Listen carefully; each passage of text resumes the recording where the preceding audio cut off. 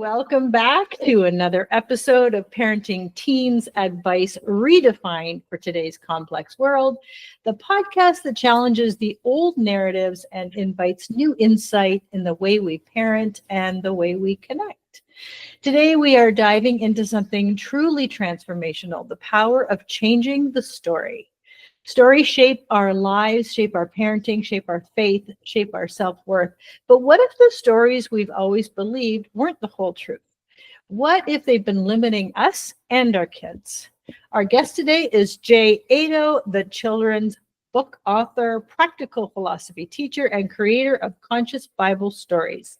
Jay is here to help us explore how shifting the lens can free us and our teens from our cycles of fear, blame, and shame.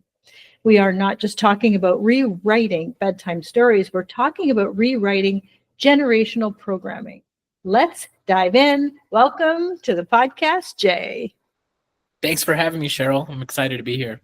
Well, you know what? Let's just dive in. We had such a great first meeting, and your energy and even the conversation just went in such a different way, into what I thought we might be talking about. I just thought this is really cool how the stories, I'm going to do a little play on words, how our stories we think are gospel, and yet maybe not. And I love the idea that you are changing stories. So let's start with, who's Jay? How'd you get here? Why are you doing what you're doing? What's the mission? Let's hear all about Jay. Yeah, thanks. I'm fascinated by storytelling and how stories capture our lives. And growing up in a religious household, I was very much taken back by the stories that I grew up with, especially as I grew older. I was like, why are these stories so captivating? Why am I still thinking about these stories? We're not talking about Barney. We're talking about stories that, it's supposed to be where I come from. These are the stories that have shaped me based on history, or so I've been told. And the more I thought about it, the more I realized that these stories only captured me because I allowed them to. They were really irrelevant to my day-to-day. They really didn't mean anything to my day-to-day. And yet we were still living our lives, my family, myself, living our lives as if these were the characters of where we come from. And one of my favorite stories that I like to share is the Cain and Abel story. And then so, we're led to believe that we are the descendants of a man who killed his brother and then went on to build cities. And we're the descendants of this man. And to me, it was pretty evident where it's pretty obvious. Like, we are angry and resentful and rageful, just like this character Cain. And I wondered, like, how much of this is real genetics as opposed to just the story we've been told. And so just thinking about that a lot, it really shaped the way that I view the world into categories of relevant and irrelevant. And I decided for myself that these stories were no longer relevant to my life. They would no longer capture me in the sense of like, why, I'm angry, but it's not because of this character. It's just, I feel anger. It's okay to feel anger. It's okay to feel resentment. Like, these are normal. So it's okay to feel peace. It's okay to feel love. These are just the things that make us up. And so these stories that once binded me to a religion or a household, they lost their power over me. Over time, after practice, they lost their power, and I realized how much better off I was not thinking or believing that these stories were me. Mm-hmm. And so I decided for myself and for my friends and for my family to share the way that I was looking at the world. And, at first it was a little bit, a lot of the friends that I shared it with are Buddhists. So it didn't really mean so much to them, but at least I got to practice saying what I was thinking and feeling. And they were very receptive because it didn't mean so much to them.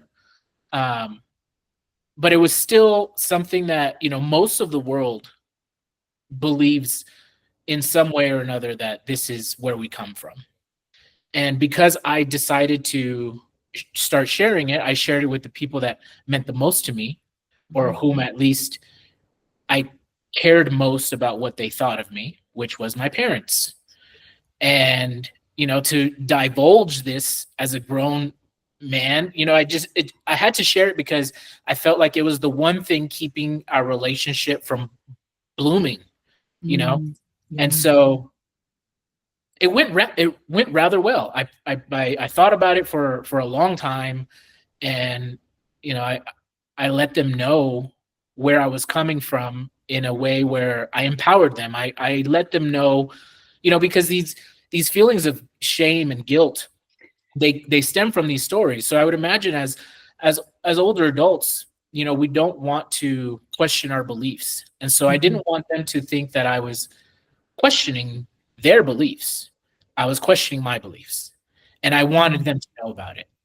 And so I was able to open up in a way where I empowered my own parents to look at themselves through a lens of they really did do a good job.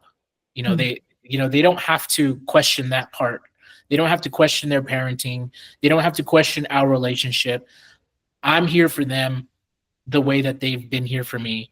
And I wanted them to feel appreciated. And so it was important for me to have this conversation with them. And also it was important for me to share how my beliefs have evolved. And, it went really, really well. And because of that conversation I had with them, it's been a few years now. Mm-hmm. The relationship has blossomed, and my relationship with my parents means so much to me, even more so now. Because before this conversation, I was actually feeling quite resentful toward them. In the same way that I was feeling before this conversation, I was feeling resentful toward God. I was angry. I was angry at God. I was like, why would, to me as a kid, I would have this question: why don't you just come down and clear things up? Like there's obviously a misunderstanding. Why don't you just clear things up? And the conclusion I came to, is God doesn't really have a voice. In the stories of the Bible, it's individuals who are close to God, and the voice is in their head. It's not coming down from the clouds where everyone can hear. It's in our imagination, essentially. It's in our soul. It's in our being, where we come to have this relationship with God.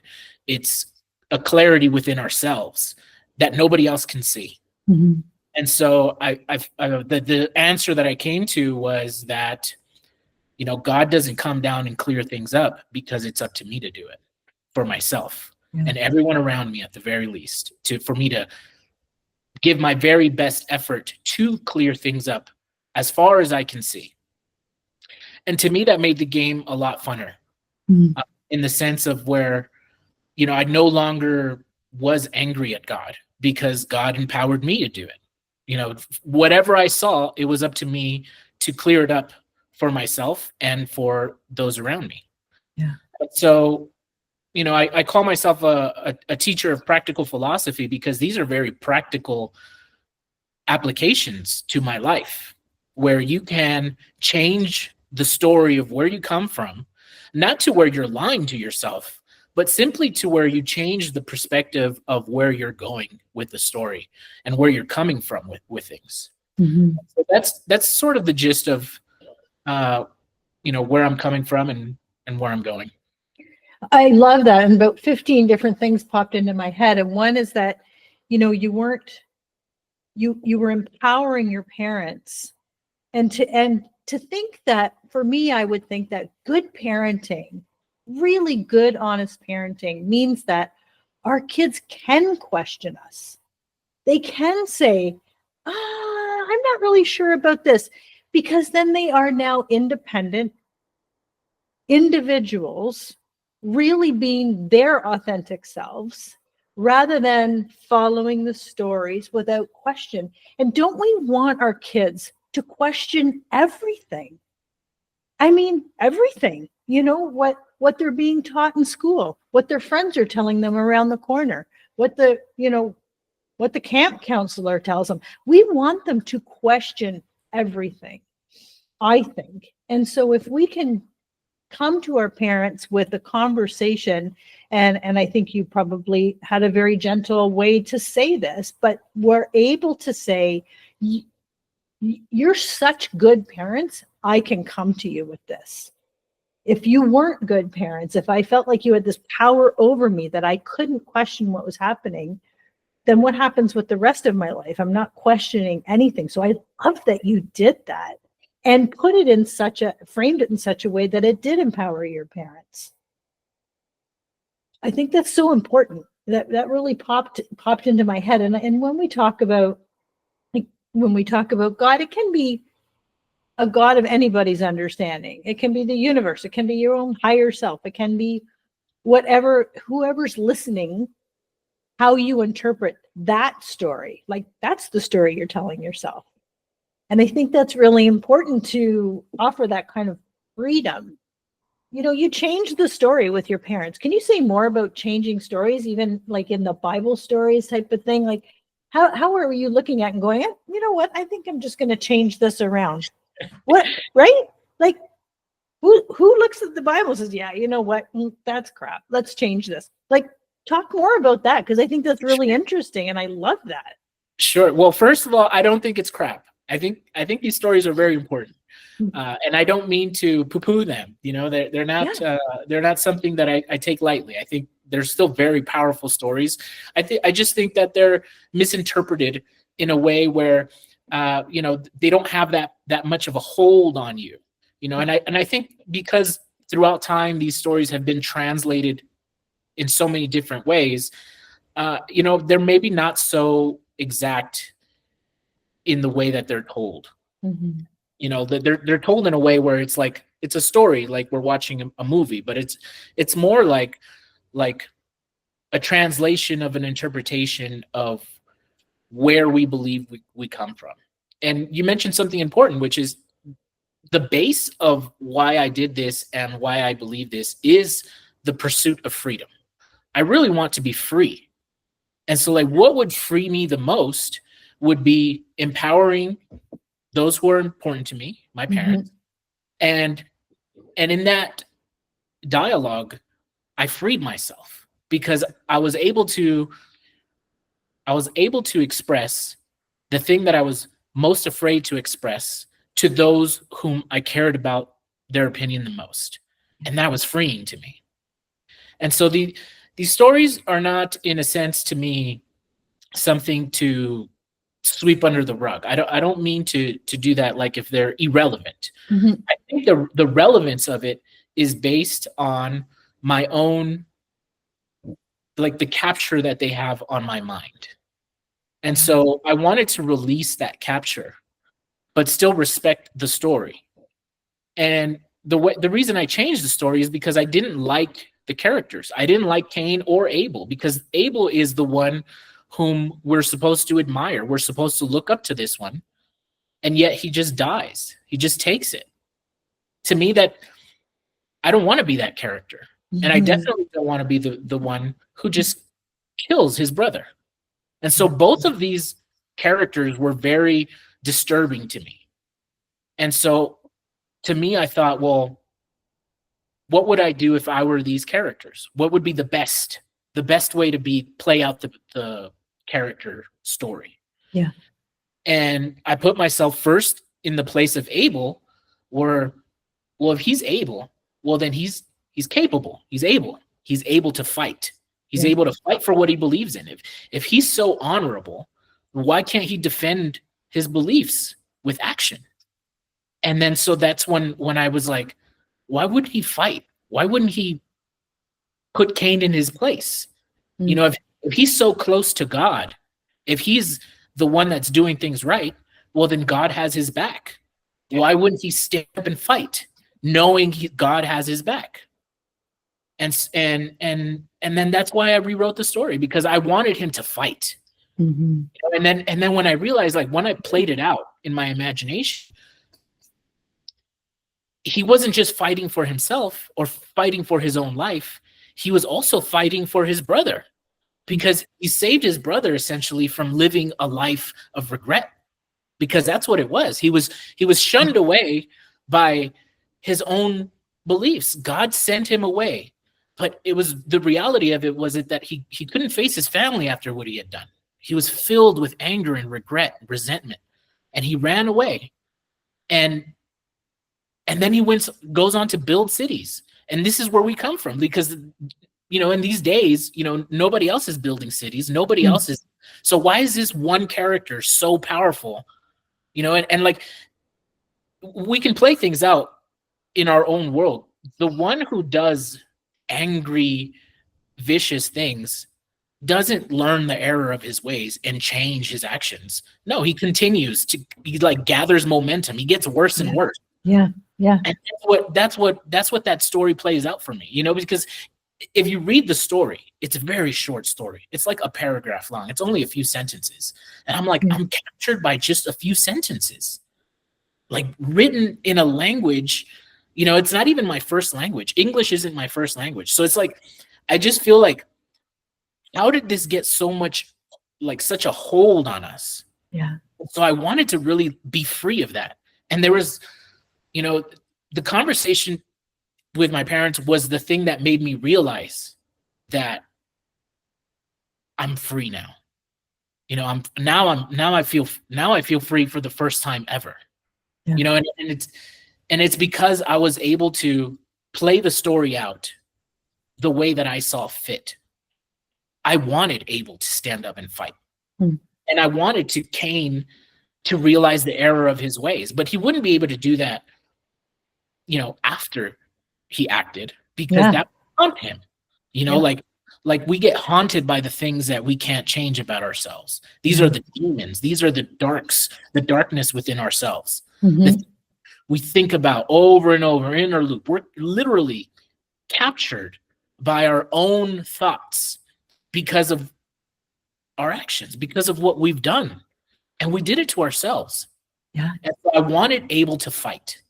And then, so, when I changed the story in a way where Cain is angry. He's angry because Abel sees something that he can't see. He sees this relationship with God. He knows who God is, and Cain doesn't. And so when they're supposed to offer the best of themselves, Cain doesn't offer the best of himself. Why would he give the best of himself to someone he doesn't know? Yeah. And that's who God is. It's like the best part about ourselves. But why would we give the best of ourselves to something we don't even know who it is? Who is God? And why would I give my best? And that was the misunderstanding.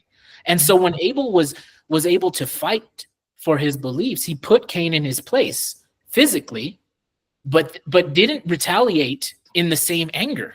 He wanted to clear things up because he's Abel. He's the one we're looking up to.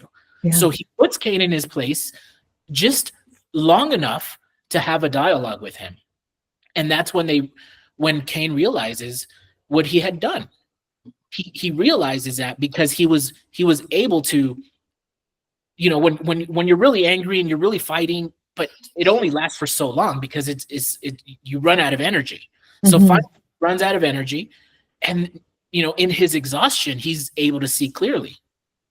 Oh, I didn't realize what I was doing. And they're able to have this dialogue where Abel is able to show him, I give my best to myself and my family and everything around me. And that's what God means to me. That's why and then Cain hadn't even realized he had already given the best of himself to God, because he was saving the best of his crops for himself and his family. And so it was just a misunderstanding. Yeah. And to me, this was like God speaking to me. You want me to clear up the misunderstanding? You have to clear it up within yourself. And this was my way of doing it. I would imagine as I move forward, I'll find more eloquent ways of clearing up this misunderstanding. But in my silly, childlike way, this is it. This for me, this did it for me. And it was a very simple, because that's how simple the story is. It's only a paragraph. It's a very short, simple story. So if I was able to do that for myself, and I released myself, freed myself and my parents, but also not shaming them or guilting them into making me believe something I didn't want to believe. No, I flipped it to where I was grateful because they had gotten me here.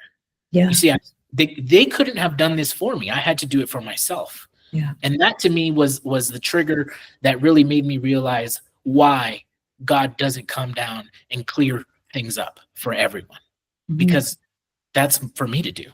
And that's the best part about it, because that to me means that God trusts me. And that's just as powerful as me trusting.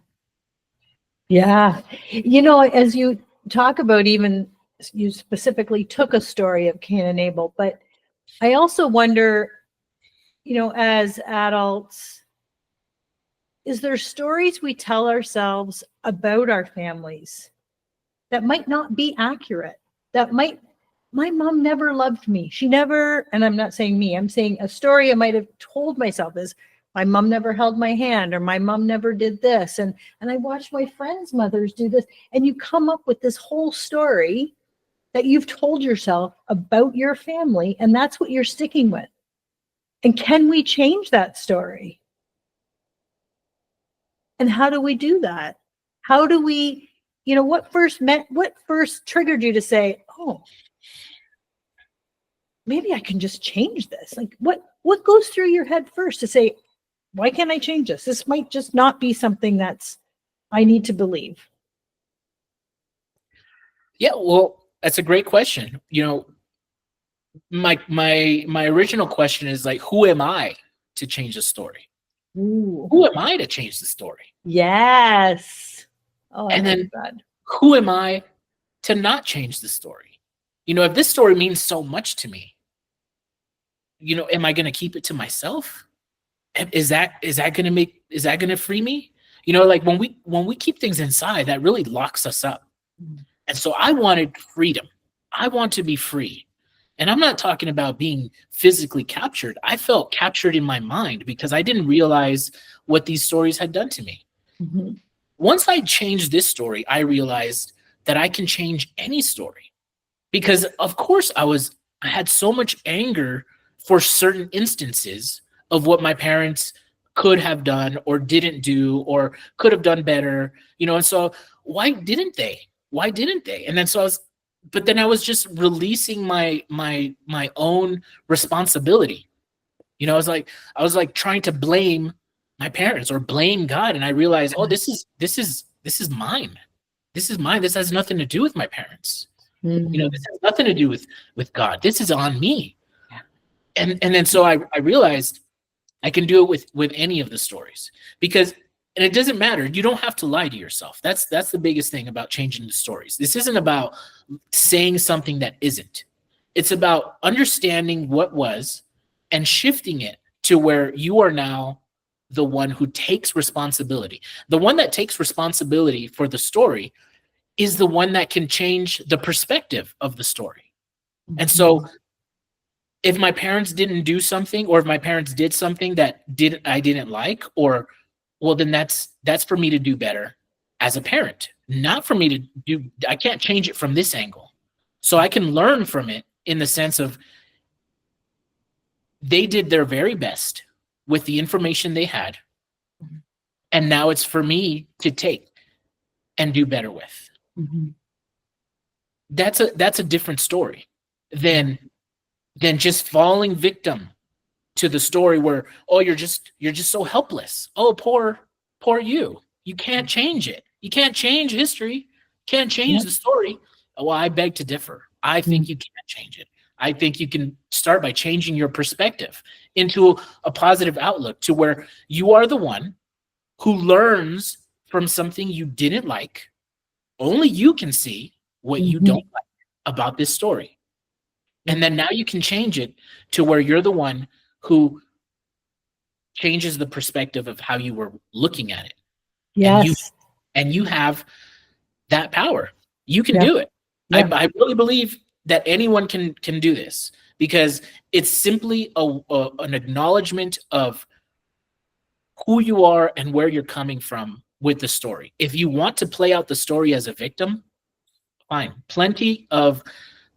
There's plenty of stories where you can play it out that way, and you can just fall in this loop. But the loop is for you to build for yourself. You can go into a positive loop. It's like you're going up, or you're swirling down, like down the toilet. So you can fall into this loop of infinite anger, or you can change it to where, like, hey, I can see why they did this. I would have done the same if I were them, in their circumstance, with their beliefs, in this timeline. They were really doing their best, because I really believe that more than anything. I think we're all doing our very best, even when we're at our worst. Yeah. Brene Brown, I don't know if you recognize that name, probably, but she goes through this whole story in one of her, she does, the amazing TED Talk. And one of her stories is the story I'm telling myself. The story I'm telling myself was completely different from what was actually happening. It was a story with her and her husband, and they were like really not having a great interaction. And it was the story she was telling herself based on everything she knew. And it was not going well until she said, well, the story I'm telling myself is you think I'm fat, or you don't want to be with me, or whatever it was. But it was completely wrong from the story he was trying to tell her. And I feel like that the story I'm telling myself is exactly what you're saying, in the sense of that's my perspective, because that's the story I'm telling myself.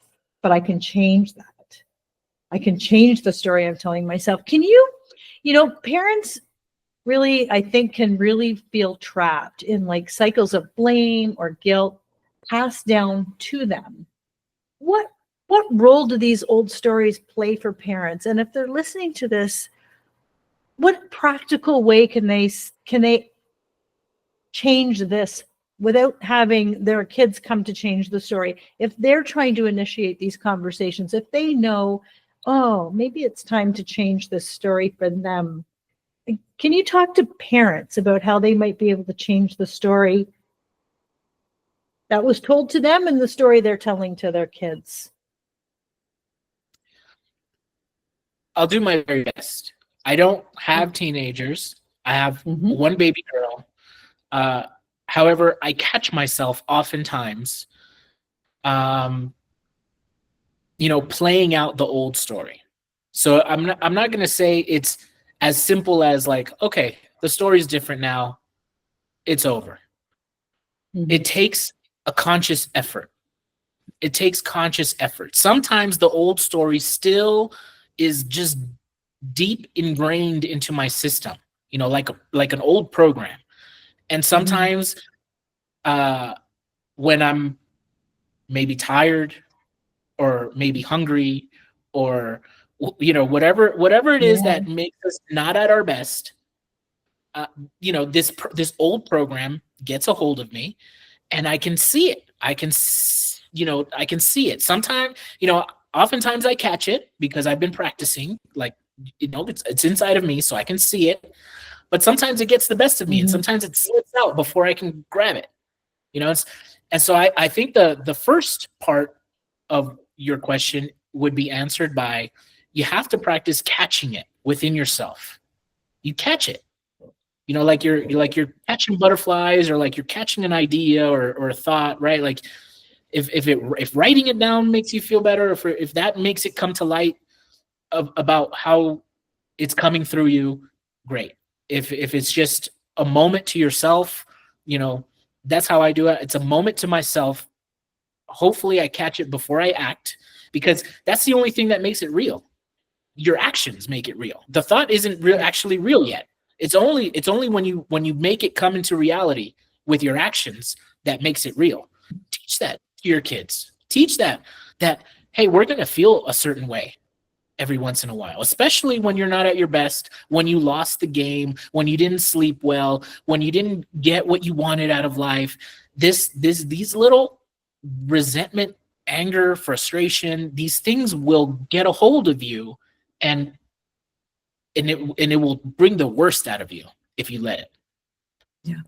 And so if you really realize within yourself that that's not what you want, you don't want to act out in this way, and you've forgiven your parents for acting out in this way because they did the best that they could. So you forgave your parents. It's like I feel like we're one thing. We're one thing coming through a story. Your parents are you, your kids are you. And so like if you can see this because your parents told you a story of where they're coming from and you're sharing that story of where you're coming from with what you have to share today, well then you have that power also. And if the best way to do it is not to tell your kids how to act or what to do, is to share how you're dealing with your own demons, how you're dealing with yourself and the things you don't like about yourself, and how it's coming through, and how sometimes you catch it and sometimes it gets the best of you, and this is you doing your very best. And that essentially, to me, at the very least, in theory, gives your kids permission to, it's okay to play it out. It's okay to make the mistake. It's okay to say things I don't like, because that's the only way you're going to realize that it's something you don't like about yourself. And you got to catch it within yourself. Like, it's very different when you point, it's very easy to point something out into somebody else because we're looking at them. We can see. But within ourselves, there isn't a mirror facing us all the time for us to see. So it's like the ability to catch that, it's very powerful because we're doing it without a mirror. So if you can do that for yourself, you can teach that, and it's not about pointing fingers when they do it. It's about showing them, hey, this is when I did it, and this is something I don't like about myself, and I'm working on it. And this is me being as genuine as I can with you because I care about you, I love you, and I want to show you who I am. And I'm not the one who lets these ideas and thoughts run off. I'm the one who catches it within myself. You're catching yourself. And if you can share that, I think that's a big win. And I think, that, especially with teenagers, because teenagers really do get it. When you're really young, little kids, so much dialogue isn't really going to do too much. You're not going to have, you're going to have these talk it out, with little kids. But with teenagers, you can talk things out. You can really share things. And the best thing you can share with them is not what they're doing wrong, it's what you're doing wrong. Oh my God, I love that. I love that because it's so, I've said this many times when my kids were younger, when they were teenagers. I was a teacher in the high school system, and I felt like I had to be Mama Google. I had to have all the answers. I couldn't say, I don't know, or let's work. I had to be like, it was the mom. I had to know everything. And man, if I could go back and just say, oh, well, maybe that wasn't right. But so, moving forward to parents who are listening, I love that you said that. Like, we're not pointing out what they're doing wrong. We're pointing out what we don't like about ourselves. And how vulnerable is that? Like, here's my soul right in front of you, which gives them the same opportunity. And I just love that. I think that's such a great way to look at it. Such a good perspective. So I would love to, I know we're getting close. I would love to ask you if somebody wants to change the story with their parents as you did, and I think you were older, you weren't a teenager when you were doing this, right? Definitely. Give us some really practical steps, because it isn't just teens who need to do this. Like, parents are listening going, oh, maybe I could change the story with my parents. Like, how do we initiate that conversation? What are we saying to them to keep it open and keep it vulnerable and keep it without blame and shame? How do we start those conversations? Well, the way I started with my parents was I deeply complimented them, and I let them know how much they meant to me, and how, because I can tell, the way they express themselves. They're older, they're in their 80s now. And so I can tell they're holding on to things. And the last thing I wanted to do was blame them for anything, especially because I didn't blame them for anything. I was actually grateful for getting me to this point. And so if you can communicate to not just your parents, to anyone that means something to you, that you're complimenting them. You're pointing out, them. So there's plenty to compliment your parents about. I'm sure there's plenty to show. You don't have to point the things you don't like. You can point at things you love. And I would say start there, because that would be the foundation to ease the tension of where you're coming from.